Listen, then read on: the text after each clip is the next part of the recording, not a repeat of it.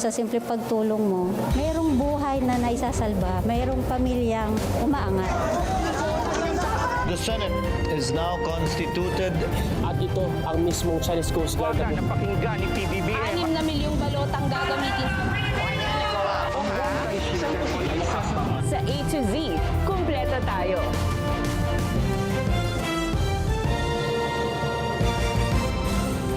Luzon, Visayas, Mindanao at buong mundo. Ngayon ay Martes, January 6, 2026. Ako si Barbie Mulak at ito ang balitang A to Z. Bulkang Mayon, itinaas sa Alert Level 3. Mga residente sa Danger Zone, inililikas na. Kahit giniling pa yan, ang pork, baboy pa rin. 2026 national budget na pinirmahan ni PBBM, mapanlin lang. Ayon kay Senator Amy Marcos, dahil may pork barrel pa rin umano. Mga sagabal sa daraanan ng itim na Nazareno, inalis na ng MMDA bilang paghahanda sa traslasyon. Inflation rate bumilis noong Disyembre dahil sa pagtaas ng presyo ng pagkain. Sa good news, Lumpia Queen, keynote speaker sa 1 Billion Followers Summit sa Dubai. At sa showbiz, Coco Martin at Julia Montez muling magtatambal sa pelikula matapos ang mahigit isang dekada.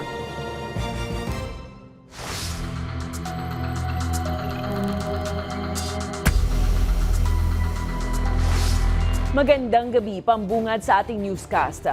Puspusan na ang operasyon ng lalawigan ng Albay para ilikas ang mga nalalabing residenteng malapit sa nag-aalborotong Bulkang Mayon.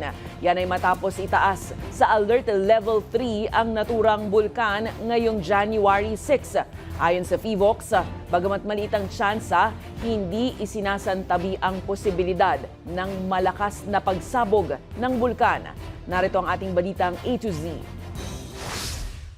Ito ang kuha ng pagragasa ng pyroclastic density current o uson mula sa gumuhong lava dome sa bunganga ng Bulkang Mayon pasado alas 12 ng tanghali, Martes, January 6.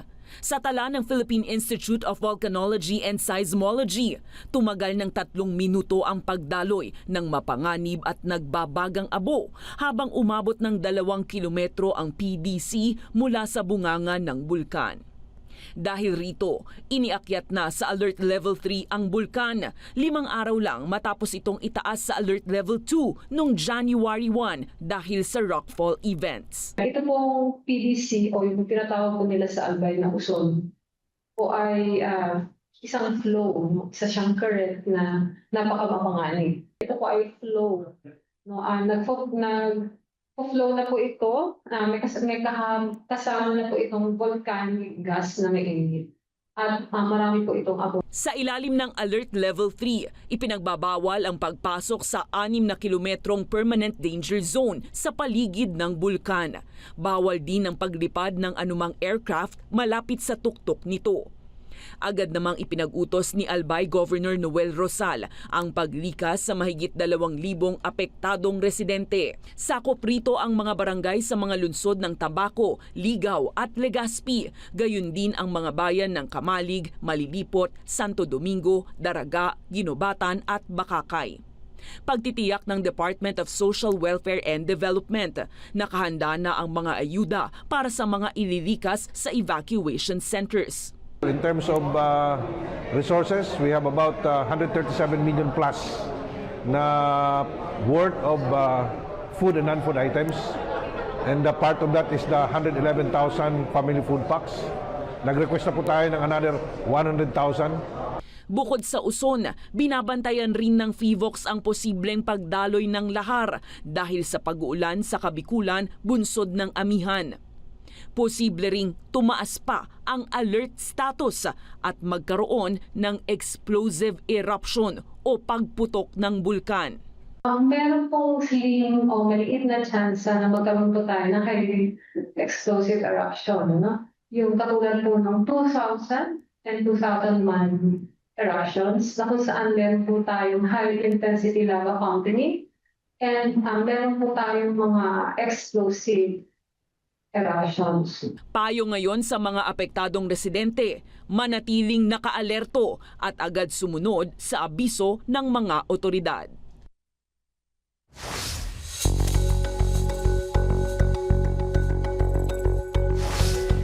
Humirit ang presidential sister na si Senator Amy Marcos na nailusot pa rin ang pork barrel sa 2026 national budget sa kabilayan ng deklarasyon ng ilang mambabatas na ito na ang pinakamalinis na pondong naisabatas.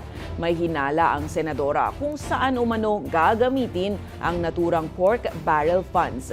Alamin sa balitang A to Z ni Ace Cruz. Itong budget na ito, sinigurado namin na corruption-free at hindi pwede maabuso.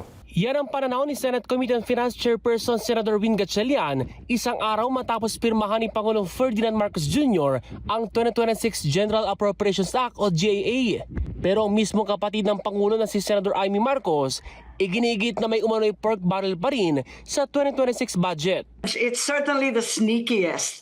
Kumbaga, yung pork, tinadtad-tadtad, pinarte-parte, at binahabahagi, pero kahit giniling pa yan, ang pork, baboy pa rin. Anya, tinapesan ng pondo para silang mahalagang infrastructure projects. Yung Metro Manila Subway, wala nang pag-asa.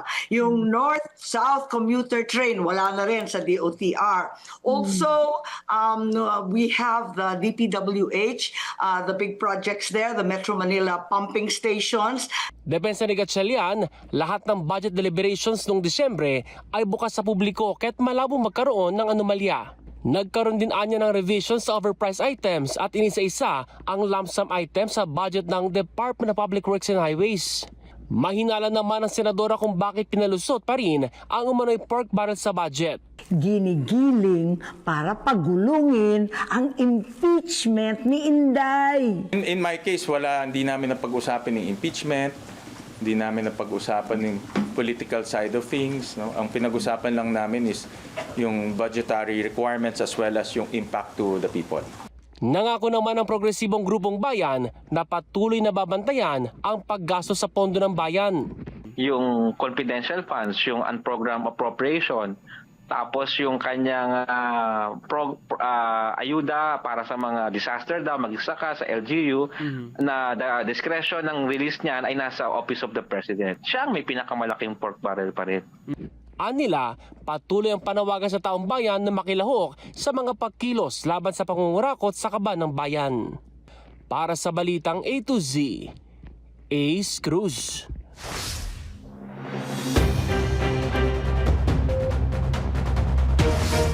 Bumili sa 1.8% ang inflation rate ng bansa nitong Disyembre dahil sa pagtaas ng presyo ng pagkain. Ayon sa ilang tindera sa palengke, dahil sa mataas na presyo ng bilihin, mahina ang kanilang benta kahit nitong nagdaang holiday season. Ang balitang A to Z ni Kim Salinas. Pumalo sa 1.8% ang inflation rate noong Disyembre kumpara sa 1.5% noong Nobyembre. Ayon sa Philippine Statistics Authority, dahil ito sa pagtaas ng presyo ng pagkain at nakaapekto rin ang mga bagyo. Fish and other seafood na may 9.0% inflation rate gaya ng bangus, vegetables, tubers, cooking bananas at iba pa na may 11.6% inflation rate, particular dito ang sibuyas, at meat and other parts of slaughtered land animals na may 3.0% inflation rate, particular dito ang karne ng baboy. Ayon sa mga tindera sa Mega Q-Mart sa Quezon City, kabilang sa tumaas ang presyo ay ang sibuyas na 240 pesos kada kilo simula Disyembre mula sa dating 140 pesos per kilo at talong na 80 pesos per kilo na halos doble ang pagtaas ng presyo. Anong Pasko tapos bagong taon, tumataas kasi siya, mahal talaga ang pagka nag-aangkat kami. Ang bangus nananatili sa 240 pesos kada kilo mula pa noong Disyembre. Hindi naman siya tumaas kahit taglamig. Kasi dati nung nakarang taon, pagdating ng January, tumataas yung bangus. Pero ngayon medyo okay, steady pa rin. Kung bibili ka ng isda ngayon, mahigit 400 din yung kilo. Mas mura na ito, 300 lang po yung kung kilo ng karning baboy. Para sa akin dito na po ako sa karne. Pero ayon kay Aling Elizabeth na nagtitinda ng karne ng baboy, kahit noong nagdaang holiday season ay mahina ang kanilang benta. Ibang Pasko ngayon tsaka bago tol, medyo mahina ngayon, hindi mga nakaraang Pasko. Ngayon talagang mahina. Kaya sigurado, kaya di nagtataas, hindi masyado naubos ang baboy ngayon. Baboy sa pigiri, sigurado ko hindi nabawasan masyado. 330 pesos hanggang 350 pesos ang bawat kilo ng karne ng baboy ngayon na ani ay halos pambayad lang sa pwesto at sa mga tauhan. Paliwanag ng PSA, mababa pa rin ang 1.8% inflation rate ng nagdaang buwan kumpara noong December 2024 na pumalo sa 2.9%. Para sa Balitang A to Z, Kim Salinas. Bagong taon, bagong taas ng presyo. Higit doble na nga ang itinaas ng presyo ng ilang gulay sa mga pamilihan. Kaya ramdam ang bigat sa bulsa ng mga mamimili, lalo na ngayong simula ng taon. Umaabot sa 180 hanggang 220 pesos ang kada kilo ng kamatis ngayon. Mula yan sa dating 100 piso lang. Ang ampalaya, 120 na kada kilo. Ngayon, nasa 120 pesos per kilo, ngayon ay nasa 200 pesos na. Habang ang kalamansi naman na dating 80, nasa 170 pesos na ngayon. Pinakamalaki naman ang itinaas ng sile na pumapalo hanggang 800 pesos kada kilo. Ayon po sa mga nagtitinda, limitado ang supply at mataas ang demand ng ilang gulay dahil na rin sa holiday season, pinsalang dulot ng ulan at sa malamig na panahon. Pero ayon sa Department of Agriculture, mahigpit na nilang binabantayan ang sitwasyon at handang magpatupad ng interventions kung kinakailangan, kabilang ang pagpapalakas ng produksyon ng mga high-value crops tulad ng sili ngayong 2026. Inaasahan din naman daw na bababa rin ang presyo ng ilang gulay sa mga susunod na linggo.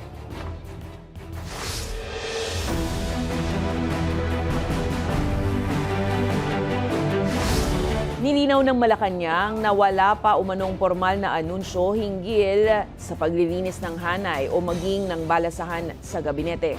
Ayon sa palasyo, wala silang natatanggap na anumang abiso at nasa diskresyon na rin ng Pangulo ang pagtataya sa performance ng kanyang cabinet members. Matatanda ang unang nag-reshuffle ng gabinete si Pangulong Ferdinand Marcos Jr. sa kalagitnaan ng 2025 matapos maging tabla ang kalahati ng senatorial slate ng administrasyon sa midterm polls. Nagtalaga rin ang presidente ng mga bagong miyembro ng gabinete. Matapos may ugnay sa umano'y mga anomalya sa public infrastructure, ang dating Executive Secretary na si Lucas Bersamin at ex-Budget Secretary Amena Pangandaman. Wala pa po tayong natatanggap na anumang balita. We are making our performance at the discretion of the President. So, depende na po yan kung ano po ang makikita ng Pangulo. Pero as of now, wala po tayo nababalitaan, wala pong ipinararating na magkakaroon po ng cabinet revamp. Itinuturing na posibleng inciting to sedition ang naging panawagan ni dating Ilocos Sur Governor Chavit Singson para sa isang quote, one-time, big-time na rally nitong Lunes na layong pabagsakin si Pangulong Ferdinand Marcos Jr. Ayon kay Palace Press Officer Claire Castro, ang pag-iengganyo umano ni Singson na patalsikin ng presidente ay may elemento ng sedition. Gayunpaman anya, nasa Department of Justice na kung sisimulan ng investigasyon hinggil rito bilang motu proprio. Tinanggihan naman ni Castro ang hamon ni Singson na makipagdebate ang Pangulo ukol sa korupsyon. Anya abala ang presidente sa pag-aaral ng budget at hindi nila debate ang solusyon sa korupsyon, kundi aksyon. Matatanda ang nanawagan si Singson sa mga religious at youth groups na maglunsad ng malakihang protesta laban sa korupsyon sa gobyerno na posibleng isagawa umano sa Pebrero.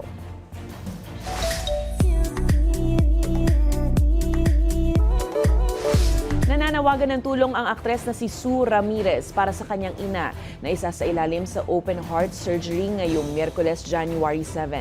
Sa Instagram stories nitong January 5, makikitang nasa tabi si Sue ng hospital bed ng kanyang ina na si Concepcion Cheat Garina.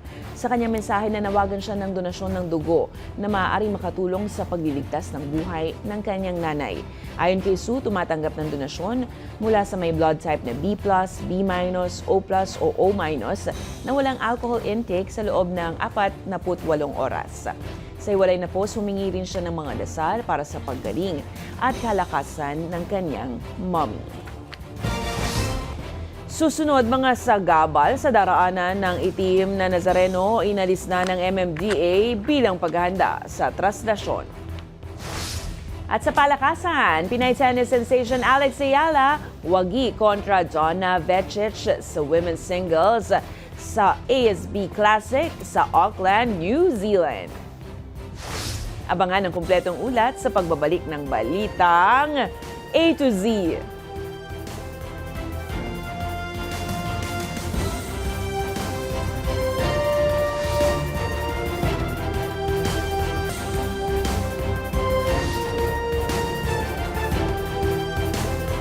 Ramdam na nga ba ang balik trabaho sa pagko-commute? Humihingi po ng paumanhin sa publiko ang Department of Transportation kaugnay ng nangyaring matinding siksikan na naranasan ng mga pasahero sa Cubao Station sa Quezon City umaga ng Lunes. Viral kasi ang siksikan sa pila sa escalator at platform na nagdulot ng discomfort o abala sa mga pasahero. Ayon sa DOTR, pinayagan ang pagpasok ng mga pasahero sa plataporma kahit may siksikan dahilan para lumala ang pila at mag-overcrowd nang dumating ang isang tren. Pinagutos naman ni Transport Secretary Giovanni Lopez sa pamunuan ng MRT ang agarang pagpapatupad ng mga hakbang at patakaran para hindi na muling maulit ang insidente.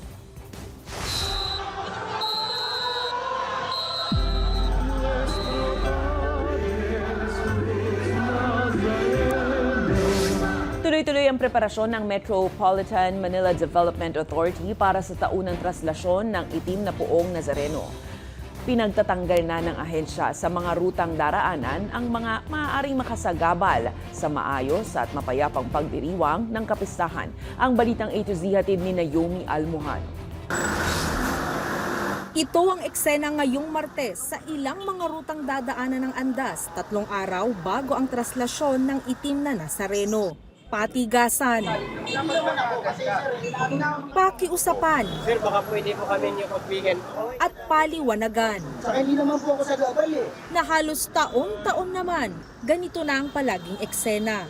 At ngayong taon nga, ganito pa rin ang nangyari sa pagitan ng Metropolitan Manila Development Authority o MMDA at mga may-ari ng mga tindahan maging ng mga sasakyang maaring makasagabal sa traslasyon. Kasama ng mga panghakot, tow trucks at iba pang ahensya, sinuyod ng MMDA ang ilang mga rutang pagdarausan ng traslasyon, kabilang ang Independence Road, Carlos Palanca Street at iba pang dadaanan sa Quiapo, Maynila. Maganda naman po ang situation so far, although meron po mga pailan-ilan na medyo makukulit pa rin po talaga na despite yearly, ginagawa naman po itong malawakang event na ito. At syempre meron din po tayong reminder from a few days ago. Pinagtatanggal ang mga obstruction at tinow pa nga ang mga sasakyang illegal na nakapark sa kalsada. Alam naman natin dumadagsa ang tao. Pag naiwan po ang kanilang sasakyan, naiwan ang kanilang mga motor, there's a big chance na mamaya ma-damage po ito pag nagkaroon po na no? Syempre alam naman natin may nagkakaroon ng tulakan.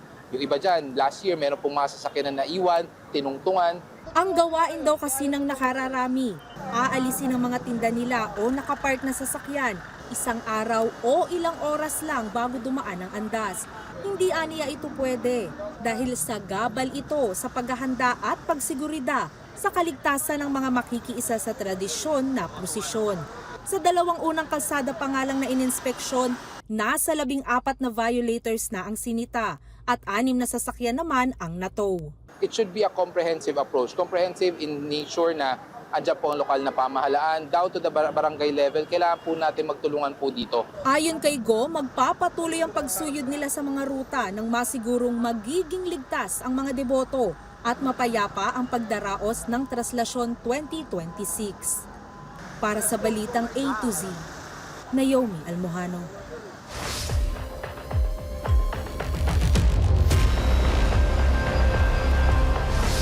Ibinasura ng International Criminal Court o ICC ang hiling ng kampo ni dating Pangulong Rodrigo Roa Duterte na makuha ang lahat ng pribadong komunikasyon sa pagitan ng registry ng korte at mga independent medical expert. Sa desisyong may petsang December 23, 2025, sinabi ng pre-trial chamber na bigong ipaliwanag ng depensa kung bakit urgent at kailangan ang paglalabas ng mga email, liham at tala ng tawag sa mga eksperto. Dagdag nito, nasa depensa na ang lahat ng kailangang impormasyon para makapaghain ng komento at nabigyan na sila ng buong akses sa mga dokumentong ipinasa sa medical panel. Binigyang diin rin ng mga hukom na ang mga ulat ng mga eksperto na ipinasa noong December 5 ay naglalaman na ng mga batayan at instruksyong ginamit sa evaluation. Nauna nang humiling ang kampo ni Duterte ng infinite adjournment nitong August 2025 dahil umano sa kanyang kalusugan. Pero giit ng prosekusyon, batay sa observation ng mga eksperto ay nagkukunwari lang umano na may problema sa pag-iisip si Duterte para maiwasan ang paglilitis.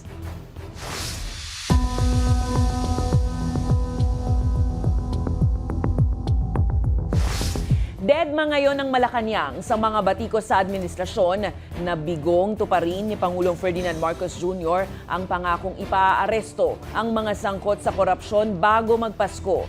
Giit ng palasyo, may mga opisyal nang nakulong, may mga warrant of arrest na inilabas, may mga nagtatago at may mga nagsasauli na ng kanilang kickback mula sa mga questionable at maanumalyang flood control projects. Noong nang sinabi ni Marcos Jr. na aabot sa 40 individual ang makukulong kaugnay ng peke at substandard na flood projects. Pero sa ngayon, base sa datos, iilan pa lang, kabilang ang isang kontratista at mabababang antas na opisyal ang naaresto. Nananatili namang malaya ang ilang mambabatas na iniuugnay sa anomalya. Depensa rito ni Communications Undersecretary Claire Castro, hindi pa tapos ang laban kontra korupsyon. Anila may 4 na buwan pa lang ang mga investigasyon at marami pa ang inaasahang aksyon sa mga susunod na panahon. Sa kabila nito, tuloy-tuloy naman ang investigasyon ng Independent Commission for Infrastructure at pinabibilis ang paghahain ng mga kaso. Hindi po tayo nabibigyan ng update kung magkakaroon po ng replacement.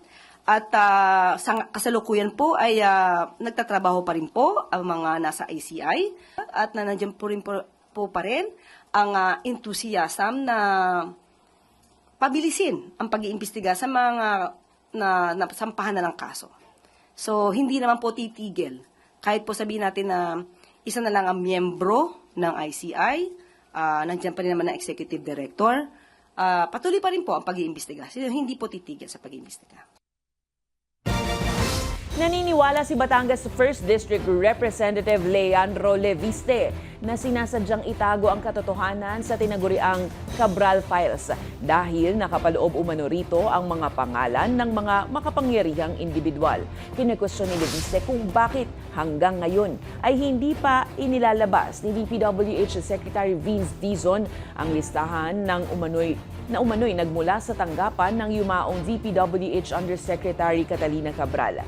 Batay sa pahayag ng abogado ni Undersecretary Cabral, umabot sa 6 na kahon ng mga dokumento, laman ng mga pangalan ng mga project proponents mula 2023 hanggang 2025 na ngayon ay nasa DPWH pero hindi pa rin inilalabas sa publiko. The lawyer of Yusek Cabral said there's 6 boxes. They have not been released to the public. I think you can clearly say then that the truth is being withheld. Maybe that's the more precise term to use. Why?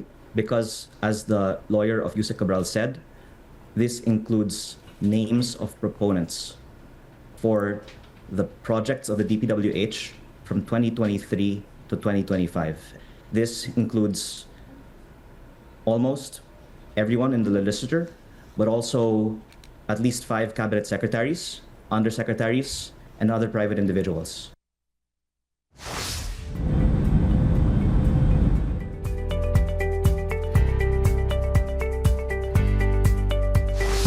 Niyanig ng magnitude 6.2 na lindol ang Western Chugoku region ng Japan nitong Martes. Naitala ang epicenter ng lindol sa silangang bahagi ng Shimane Prefecture, bandang alas 10:18 ng umaga at sinundan ng serye ng malalakas na aftershocks. Kita sa surveillance footage ang pag-uga ng mga kamera sa iba-ibang bahagi ng lungsod at iba-ibang lungsod habang normal pa rin ang operasyon sa kalapit na nuclear power station. Kasunod nito, pansamantala namang sinuspindi ng West Japan Railway ang operasyon ng Shinkansen Bullet Train sa pagitan ng Shin, Osaka at Hakata bilang pag-iingat matapos ang pagyanig. Wala namang naging banta ng tsunami ayon sa Japan Meteorological Agency. Nanumpa na bilang interim president ng Venezuela si Delcy Rodriguez matapos ang kontrobersyal na pag-aresto sa Estados Unidos sa dating pangulo ng bansa na si Nicolas Maduro. Nanumpa siya sa tulong ng kanyang kapatid na si Jorge na pinuno ng pambansang lehislatura. Isang labor lawyer ang 56 na anyos na si Rodriguez na malakas ang koneksyon sa pribadong sektor at tapat sa ruling party. Samantala, lumitaw sa korte sa New York si Maduro sa kasong may kaugnayan sa droga matapos siyang patalsikin sa pwesto sa isang military operation ng administrasyon ni US President Donald Trump.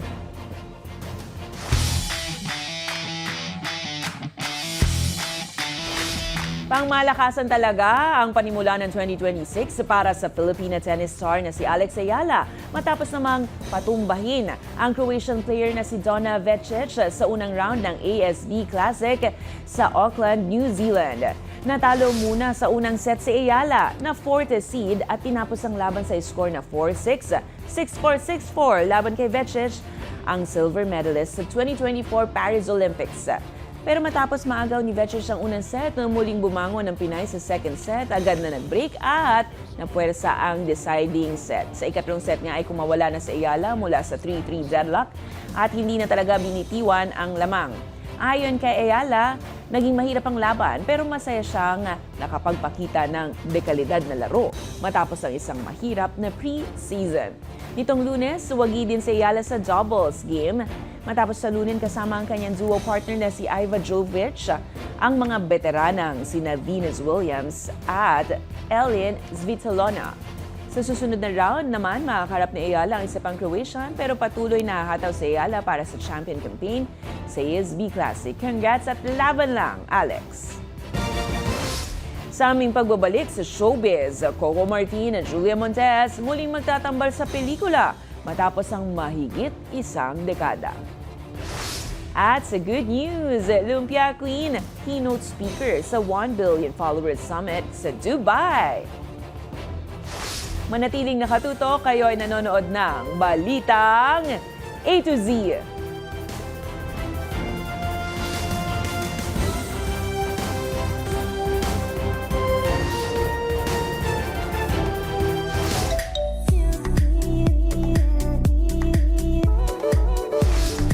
This is it na nga ang matagal nang hinihintay ng mga tagahanga. Kinumpirma ng aktres na si Julia Montes na kabilang sa kanyang mga nakalinyang proyekto ngayong taon ang isang pelikula kasama ang longtime partner at actor-director na si Coco Martin. Ayon kay Julia, bukod sa isang dream project na teleserye, sobra siyang excited sa muling pagsasama nila ni Coco sa big screen. Huling napanood si Julia taong 2024 sa drama series na Saving Grace na nagwagi ng Best Adaptation sa 2025 Asian Academy Creative Awards sa Singapore. Habang sa Netflix film na Pula naman ang huling pagsasama nila ni Coco sa isang pelikula. At 2013 pa naman ang huli nilang romantic movie. Ayon sa aktres, puno ng surprises ang 2026 at shock na may aabangan ang mga taga-subaybay ng Coco Jewel Love Team sa harap at likod man ng kamera.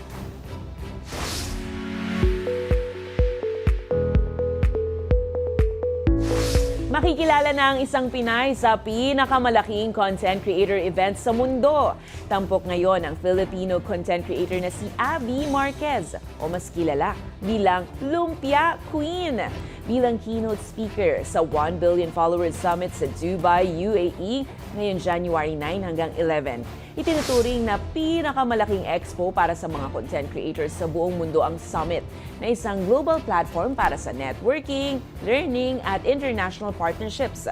Sa isang IG post, ibinahagi ni Abby ang good news at di maiwasang magulat at matuwa, lalo na nang makita ang sarili sa isang malaking billboard sa Dubai kasama ang ilang top global creators at brand executives para talakayin ang trends, creator economy at digital collaborations. Matatanaang nakilala si Abby sa buong mundo sa kanyang mga collab sa mga sikat na chef, kabilang si Gordon Ramsay, at pagtanggap ng international awards tulad ng Cold Stevie Award. Mula sa lumpia hanggang sa global stage, lumalaban si Abby para makilala ang kultura at husay ng Pinoy sa buong mundo. Kaya, congrats, Lumpia Queen! Kung kayo ay may kwentong kakaiba, mga kwento ng pag-ibig o storya ng inspirasyon at pag-asa, maaari itong ibahagi. Sumali sa ating Facebook group na Balitang A to Z. Panoorin ang replay ng ating programa at sundan ng ating social media pages. Hanapin ang Balitang A to Z. Ang ating pabaong quote of the night ngayong Martes ay mula sa dating Pangulo ng Amerika na si Theodore Roosevelt. Ang sabi niya, "Gawin mo ang kaya mo, gamit ang anumang meron ka, nasaan ka man." At yan po ang mga balita at impormasyon, mga kwentong may dalang inspirasyon na tinutukan ng Balitang A to Z. Ako si Barbie Mulak. Maging maalam, makialam. Magandang gabi sa'yo, Pilipinas!